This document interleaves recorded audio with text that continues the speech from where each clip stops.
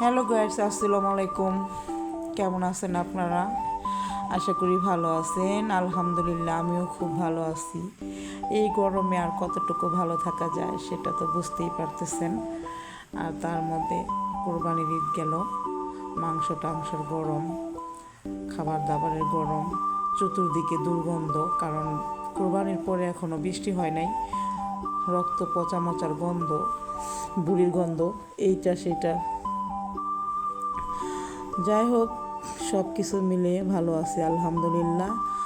এই যে মাংস তো কয়েকদিন ধরে খাইলাম, কিন্তু এই গরমের জন্য কোনো কিছু রান্না করতে পারি নাই, তৈরি করতে পারি নাই। কারণ পিঠা বানাই নাই, পোলাও রান্না করি নাই। এই গরমের মধ্যে এগুলো খাওয়া সম্ভব না, কারণ মাংস খাওয়ার গরমই তো সহ্য করা পারতাছি না।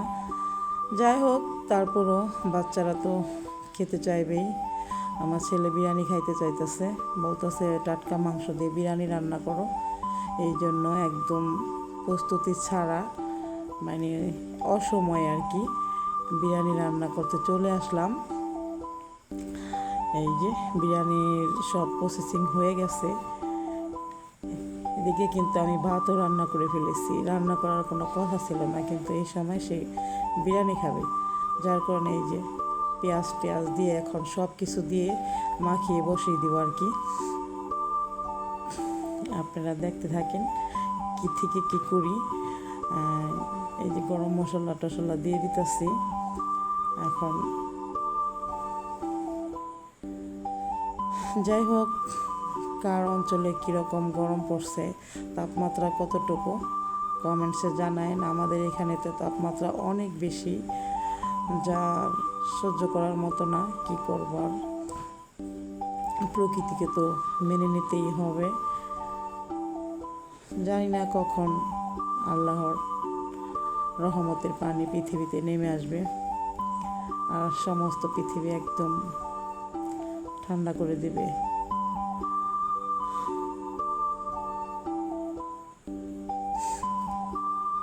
সেই কাঙ্ক্ষিত সময়টা যে কখন আসবে ভাবছি। এবার বৃষ্টি নামলে বৃষ্টির মধ্যে একেবারে যতক্ষণ থাকে ততক্ষণ ভিজবো, গোসল করবো বৃষ্টিতে ভিজে ভিজে। সব উপকরণ দেওয়া হয়ে গেছে, এখন আমি মাখিয়ে নিব, মাখিয়ে বসিয়ে দেব। মরিচের ফাঁকি দিতেছি, লাল মরিচ অল্প একটু দেবো, বেশি ঝাল দেবো না।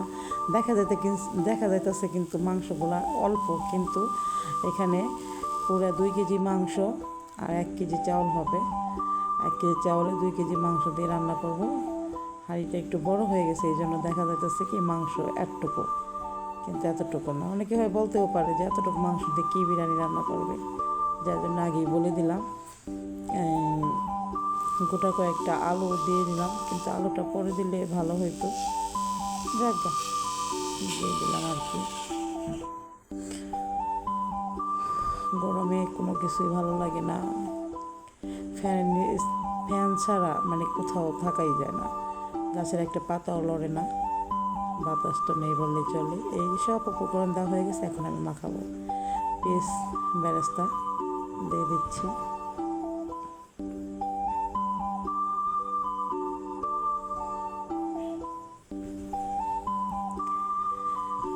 তো মাখানো আমার শেষ।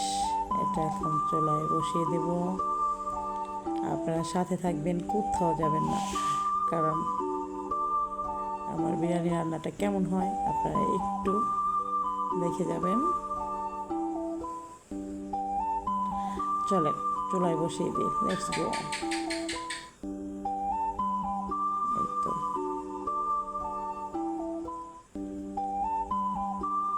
চুলা অলরেডি ধরানো হয়ে গেছে।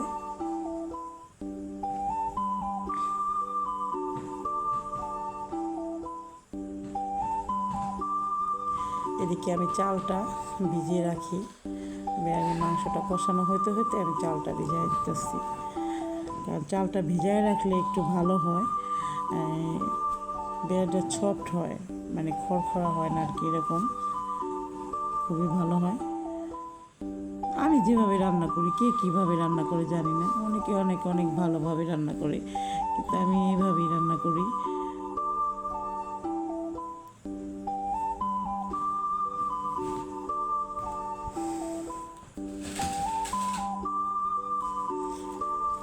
এই যে দেখেন আমার বিরিয়ানি প্রায় শেষ পর্যায়ে, এখনও মানে চালটা বসে যায় নাই, কিন্তু শেষ পর্যায়ে হয়ে যাবে, আর একটু খানিকক্ষণ রাখলেই হয়ে যাবে। তার মধ্যে আমি এখন একটু ঘি দিয়ে দিচ্ছি, স্মেলটা ভালো হবে। কিন্তু আমার ছেলে এটা পছন্দ করে না, সে ঘি গ্রানটা একদমই নিতে পারে না, তারপরে দিয়ে দিচ্ছি, না দিলে ভালো লাগে না, বিরিয়ানি বলে কথা, ঘি না হলে কি চলে। আবার রেখে দিচ্ছি।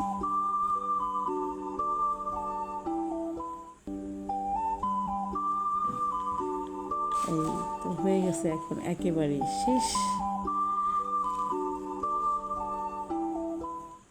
কত সুন্দর আসছে কালারটা, স্মেলটাও অনেক মানে ভালো বের হয়েছে।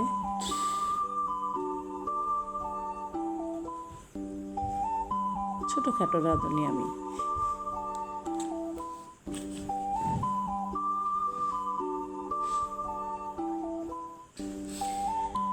বিরিয়ানি তো রান্না করছি, ঘরে লেবু আছে কিন্তু শশা নাই।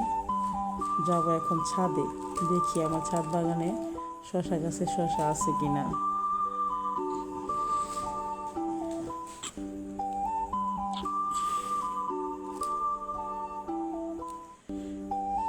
সব কিছুর করে দমে দিয়ে রাখবো, যে আরেকটু যেন সফট হয়।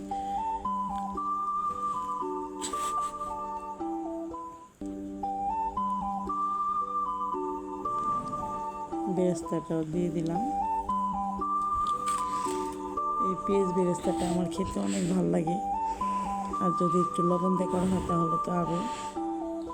এই তো চলে আসছে ছাদে, এখন আমি শশা পেরে নেব।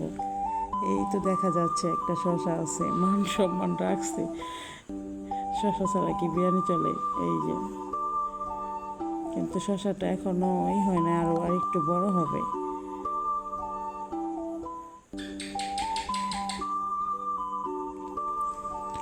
গাছের জিনিস, গাছ লাগানো আছে, এই জন্য মানে দৌড়ে চলে আসছে ছাদে যে আছে কিনা, আর নেওয়া যায় সে নিয়ে নিয়ে গেলাম আর কি। তা না হলে তো বাজারে যেতে হবে, যেতে হইতো আর কি। যাই হোক, দেখি আরও কিছু আছে কিনা। দেখে গেছিলাম যে আমাদের গাছে ড্রাগন আছে, এই তো ড্রাগন পেকে বসে আছে। এখন এটা ছিঁড়ে না নিলে পাখিতে খেয়ে ফেলবে, যার কারণে এখন নিয়ে যাব। পাখি তো খাওয়াই লাভ নাই, কারণ প্রথম আসছে আর এটা প্রথম পাকছে এই বছরে। যাই হোক, আমার ভিডিওটা যদি ভালো লেগে থাকে তাহলে লাইক কমেন্ট শেয়ার করে দিবেন। আর কথা বাড়াচ্ছি না, ভালো থাকবেন সবাই, বিদায় নিয়ে নিচ্ছি, আল্লাহ হাফেজ।